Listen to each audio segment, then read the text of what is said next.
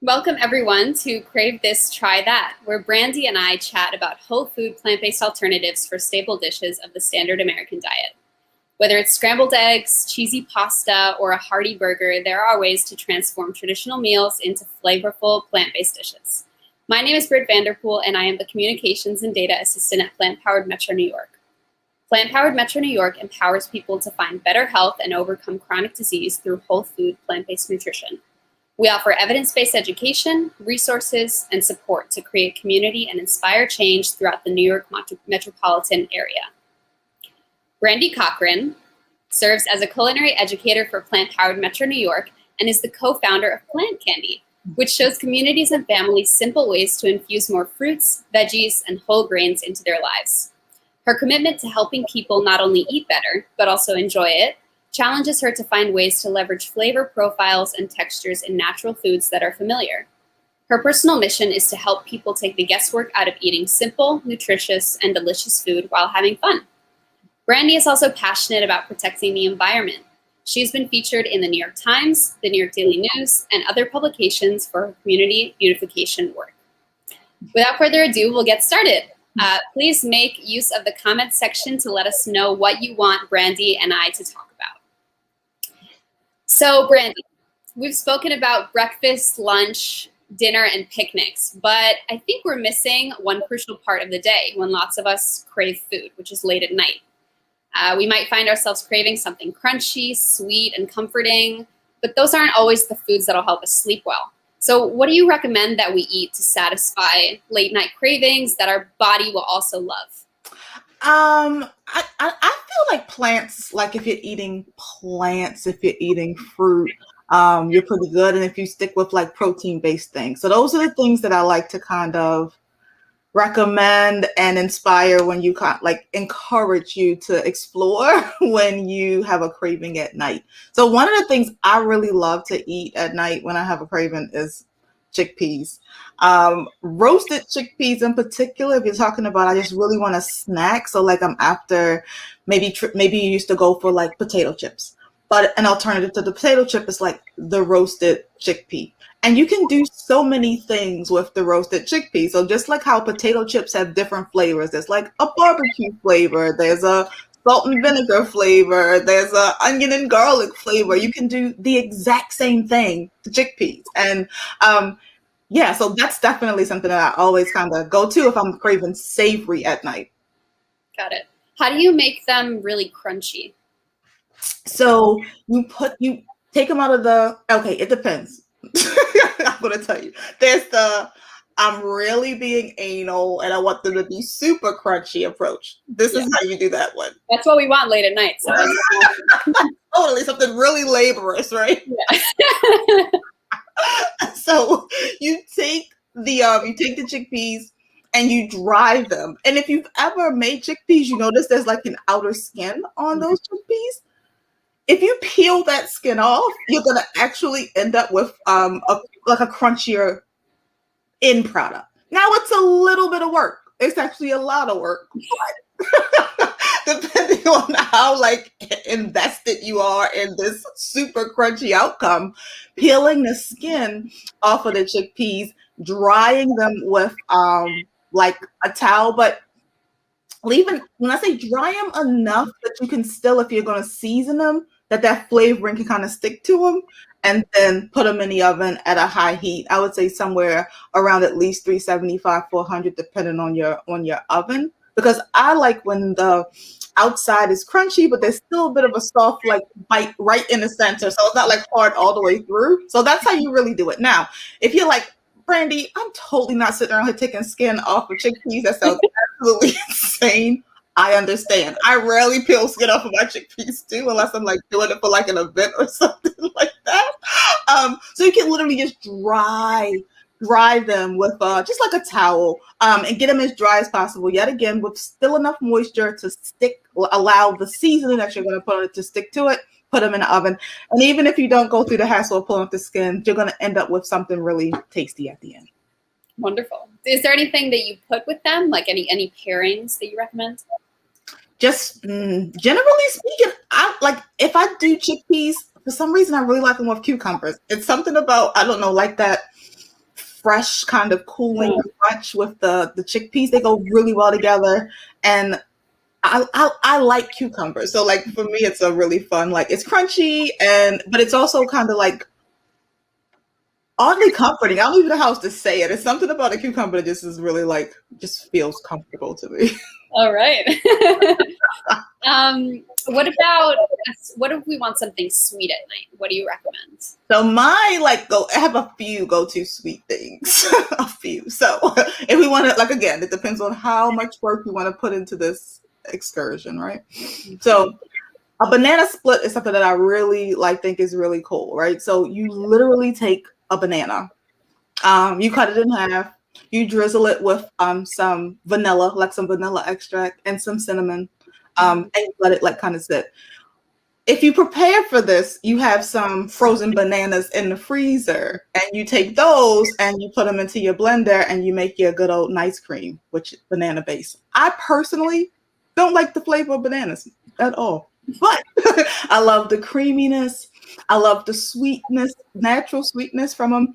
So I will leverage that, borrow them for that, and then put vanilla into it to kind of kill the banana flavor. That's just me. But if you like bananas, you don't have to do that. But if you don't like bananas, adding vanilla extract will mask that banana flavor. So you take that, you make yourself a nice little ice cream. But then you put your scoops of your nice cream into your sliced banana that's been kind of sitting and marinating with your vanilla and cinnamon as you put that together. And then you take fruit, just some fresh fruit. Like berries have been, I don't know about you, but I have been loving berries this season. They've probably been some of the better tasting berries. But funny enough, not strawberries. I don't know, maybe I've gotten really bad strawberries. I don't know about anybody else, but I've been loving the blueberries, the blackberries, the raspberries. So those berries to me have been really yummy this year. So just put those on top. And then you have this really fun, like banana split that's just, there's no added sugar. There's a banana. There's a creamy frozenness, and then there's some fresh fruit on it. You can't feel bad about eating that before you go to bed.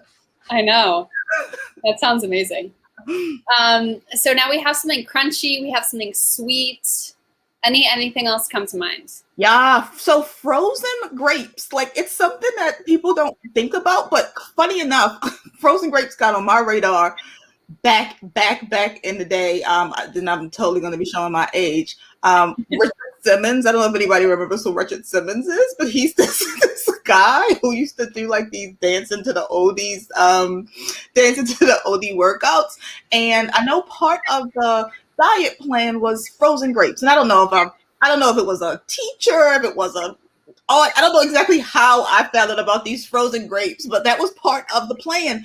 And I tried it because it just seemed interesting, and people talk about how great they were. I'm like, I mean, they're frozen grapes. How good could they possibly be? But they really are super good. I don't know what it is. I think, grapes are already really sweet, and, they're good. So, like, the frozen component, it's like it kind of lingers a little bit. You freeze them, then you kind of let them thaw out a little bit. So it's like there's a little bit of texture there.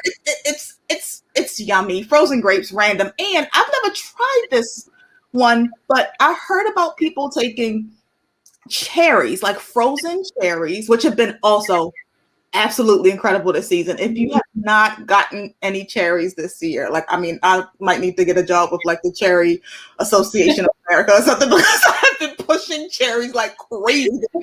Absolutely incredible. But I've heard that I've never done it, but it sounds interesting.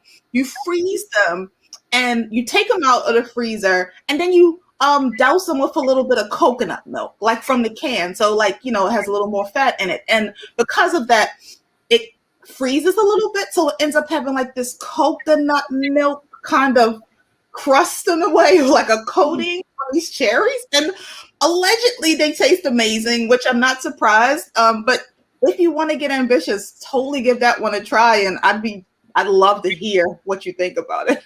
That is really cool. So it's like a cherry cereal. We're putting like milk with pieces of cherry. That is awesome. Yeah. I love that there's a lot different textures going on in that too. Yeah. So let's go to the frozen grapes. Are we really talking just frozen grapes? Or do you cut them up? Do you put them with something? Nope, you wash those suckers and you put them in the freezer. Literally, it's no fuss. It's the easiest thing ever. What I will say is that I would recommend you putting them on like a tray or a plate when you're freezing them, because if you put them in a bowl, they kind of all clump together when they're frozen. And so when they freeze, then you put them into like a bag or something so you can grab them out individually. But like just straight frozen grapes, nothing fancy. Yeah, that's what we want at night. Nothing fancy. Yeah. It takes like 5 minutes, maybe. Exactly. I also like what do you call it? It's pretty like nutrient dense, like calorie dense rather. But like dates and peanut butter are really, even though like like I say, you might usually one of those will do it for me because dates are so sweet. Like I personally am not a big like just eat date fan. But the peanut butter or any type of nut butter, if you have a peanut allergy, will like cut that sweetness and just really give you like this yummy kind of decadent experience whenever you just want a fast snack. Oh yeah. I mean, you can just keep going with those. It's like a huge snack food, right? I love that. All right. So we're talking a lot about fruit. We're talking a lot about seasonal stuff. I went peach picking recently and they were delicious, and it reminded me that it's so important to keep, in touch with these things about when things are in season to take it. It's not only more affordable, but the quality of these ingredients is just so much better, right? So talk to us about what's in season right now and what we can do with those fruits. Yeah, so definitely berries are definitely in season. Like I say, I love just eating them straight up. I think they're absolutely incredible. If you want to be a little more adventurous, the crisp is by far the easiest way to enjoy a berry, a peach. Just literally cut them up.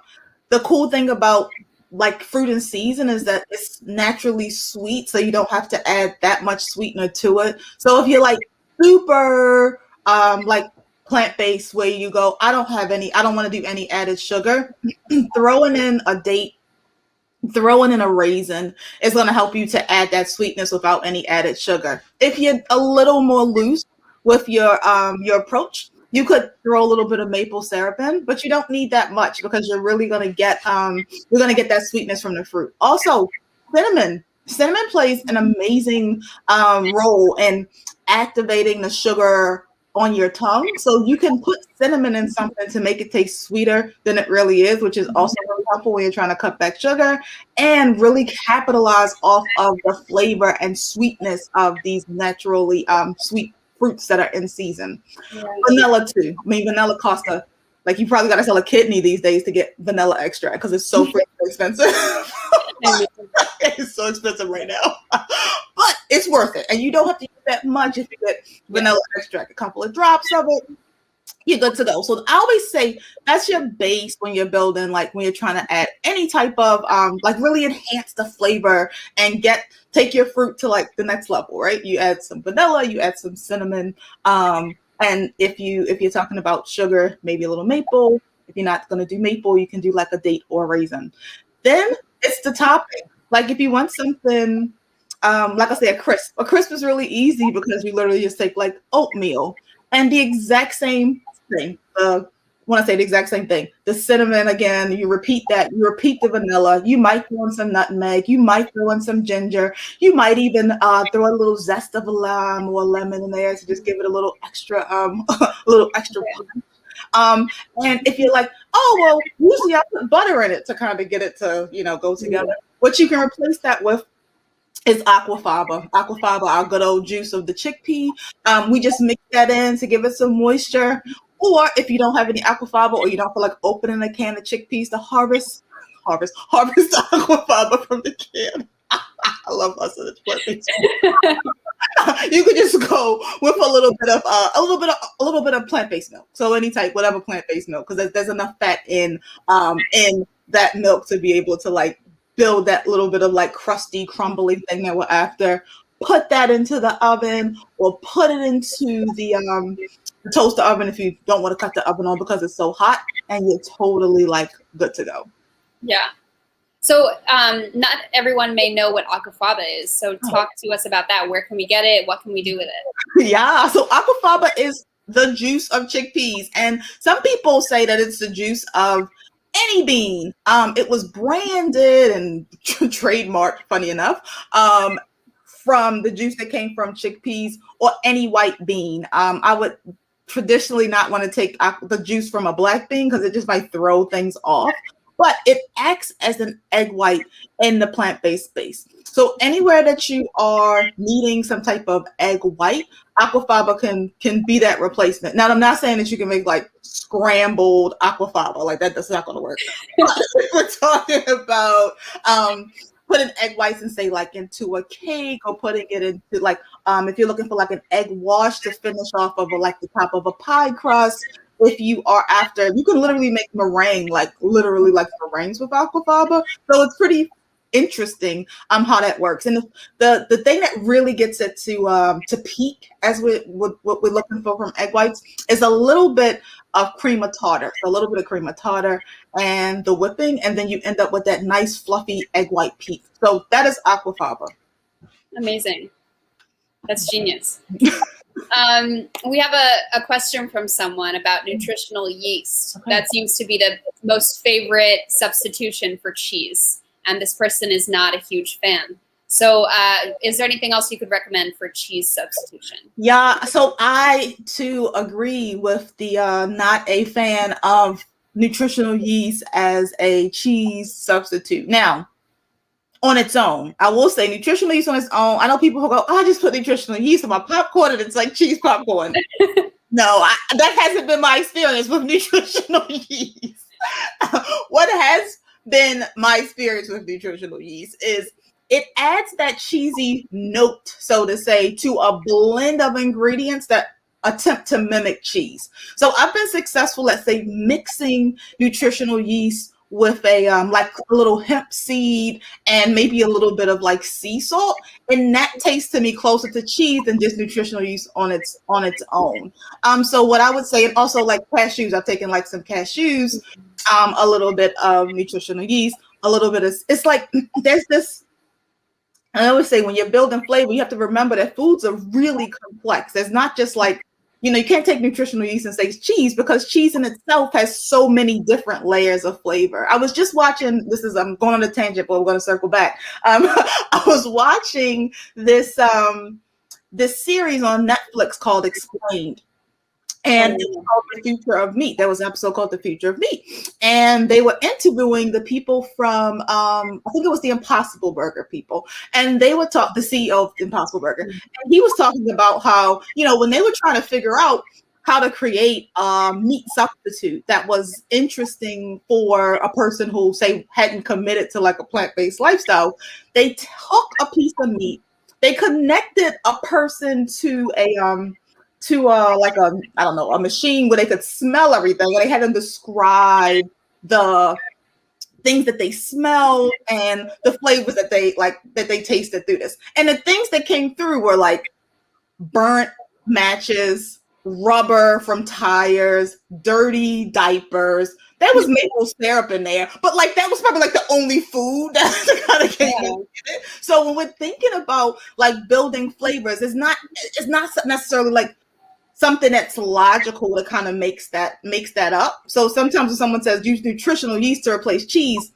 on its own, it's not going to do it. But once you start to combine it with those other aspects that make up the cheese, you're going to get something closer to what your mouth's looking for. So.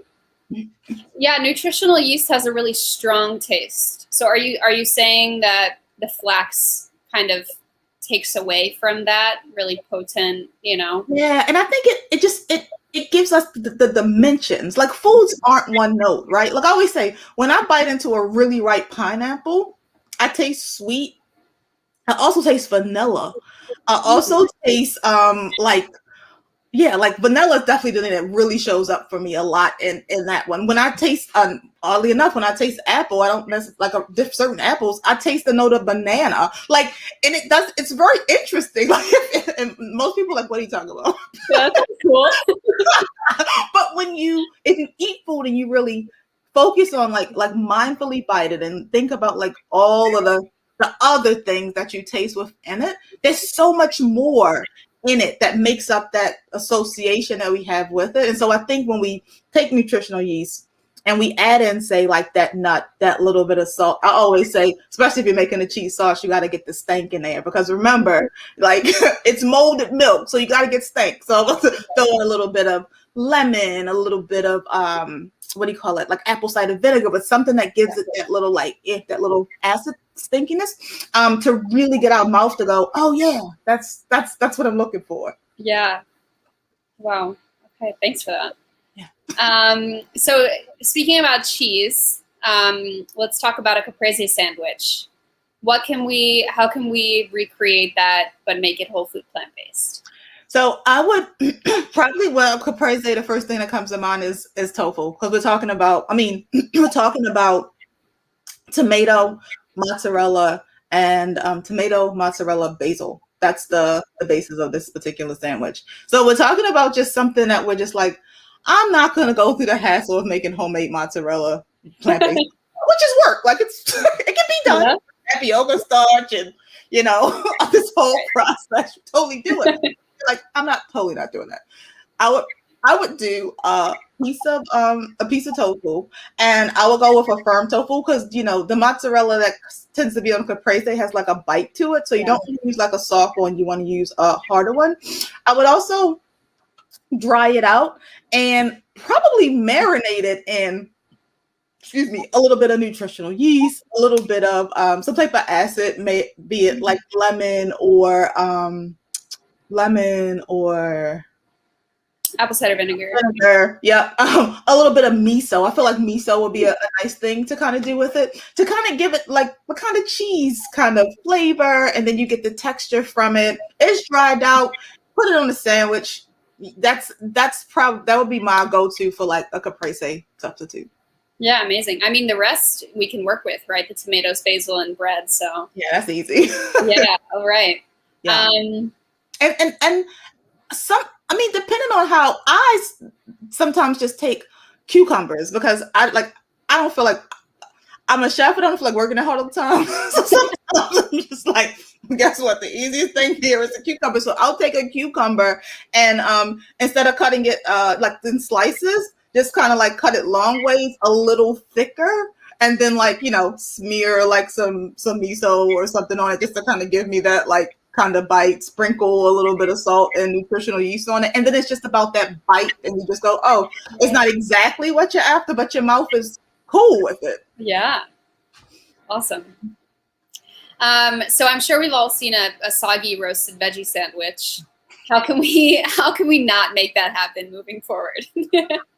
Yes. Well, first off, don't put the wet stuff by the bread. So that's a key. Like, that's a key. So you never put your mustard. I know, like, every time we see people make a sandwich, it's like people put the mustard right onto the bread. Don't do it. Like, especially if you're carrying it like somewhere. If you're eating it immediately, mustard can go right there. If it's something that you want to travel well, you want to protect the bread from any moisture to make sure that when you actually get the sandwich, you enjoy it. So I would say take your drier vegetables like your lettuce, your spinach, even a cucumber that isn't like, your cucumbers are pretty dry, and make that like the first layer that you put on to protect the bread. Put all of the other stuff in the center. So you put your layer of lettuce, I'll call it a protection layer. I guess we'll call that protection layer veggie first. Then you cover that in, if you're going to have like a sauce or something like that, like some type of spread, and then you put everything else in the center. I would also recommend not putting your tomatoes on your sandwich until you're ready to eat it, because tomatoes really have a lot of moisture and they tend to make bread really soggy. And like you say, soggy sandwiches really suck. So it's you want to kind of maintain that integrity. Keep your tomatoes separate. If you don't have that option, put your tomatoes right like in the center, so it's as far away from the bread as possible, and add a protective layer to make sure that you don't end up with a soggy sandwich when you get into it. Got it. Yeah, I think cucumbers are so great for that because they have a neutral taste and the moisture is retained. And now I'm learning this about you, that you love cucumbers. So, okay, what about a pasta salad? How can we make a whole food plant-based pasta salad when a lot of times there's, dairy in the sauce or there's chicken? Yeah, so pasta salad, the basis of pasta salad tends to be pretty plant-based when we're talking about because most pasta salads are what? A red onion, a tomato, a cucumber, the pasta. That tends to be like it. Parmesan cheese ends up in there, right? So that's always up. And then the Parmesan Italian dressing. So then we're talking about the non-plant-based. And sometimes there's like a grilled chicken or something that goes in there. So we're talking about the shift from grilled chicken to something else. The roasted chickpeas that we opened up with are like I love roasted chickpeas as a replacement for chicken. It's something about, I don't know, you can season them with like rosemary, thyme, garlic, onion powder, roast them up, and then throw them into your pasta salad. They taste absolutely amazing. Texturally, flavor-wise, they work really, really well.